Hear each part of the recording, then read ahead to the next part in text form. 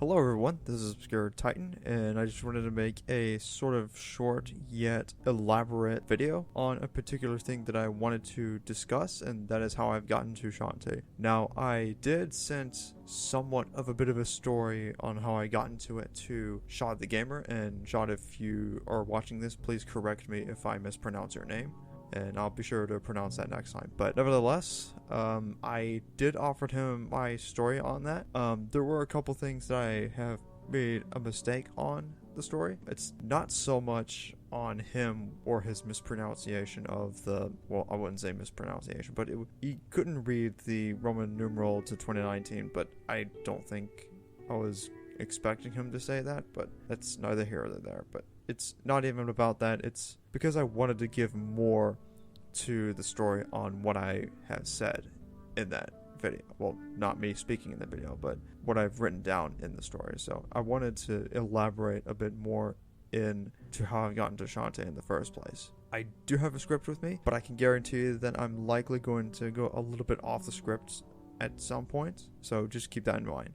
Just 6 months after I left the Halo fandom, exactly on March 31st, 2018 to be precise, I came across the Nintendo Switch. I used to be one of those skeptics who felt that the Switch would be just as much of a failure as the Wii U was, and we all know how that went. Things such as defective Joy-Cons, some buggy games in here and there, but that hasn't been as common as it used to be.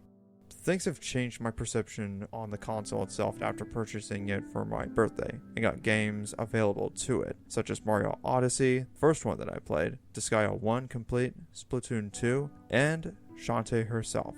This was my introduction to the series. And that probably would have been before or after October 18th of 2018, but it should still be in the same month as October in 2018.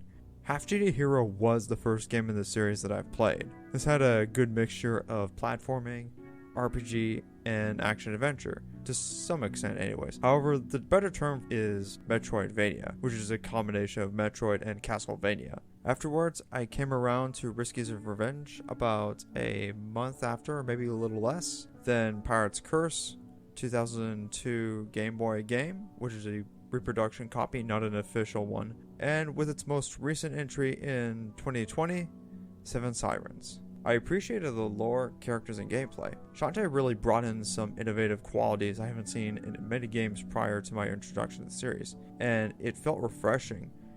The characters were memorable, and even the story, at least for the first 3 games, really had good world building, even though Seven Sirens might have a little bit of that, but you never know if it's going to have the same quality when the DLC comes out. It might. If Halo had really left a nasty aftertaste after I left, or more appropriately, a blue fire-headed turd, I should say.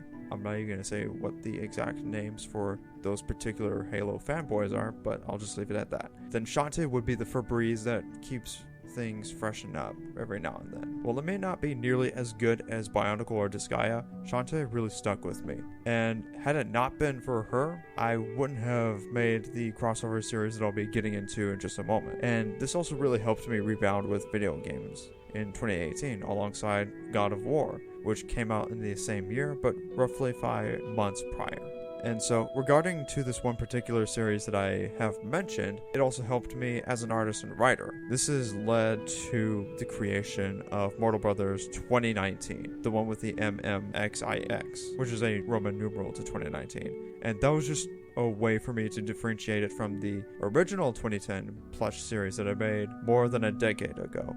Since 2015, I tried to create a new series after the Great Unicron Legacy ended in 2013, something in the lines of a reboot to the original 2010 plush series that I made on YouTube, but it failed from scripting issues to scheduling and other things that's been going on in my life. And I've had a couple of jobs at the time, or between 2017 to 18. I didn't have a good vision to work with until I came across Shantae, and it motivated me to getting back into these kind of projects once again. And so, again, if it wasn't for her, Mortal Brothers 2019 would have never happened. It's also home to the introduction of my interpretation to her genie mother in the 2019 continuity, Kuroka, along with a few fan OCs having their fair share of appreciation, such as Megacon, which is a fusion of Megatron and Shao Kahn, apparently Sonichu, but 1,000 times cooler, if not more, Missilika, Alakram, etc. So this is a more elaborate version of what could have been the story that I would have had Shot the Gamer explain. So I wanted to thank him again for the opportunity to share that on his channel. I just figured that I'd like to share a more elaborate story on that. I could go for a longer time explaining this, but this is at least a standard version of what my journey with Shantae has been. And it's been great being a part of this ride and just seeing how this goes. Thank you, everybody, for listening, and have a great day. Over and out.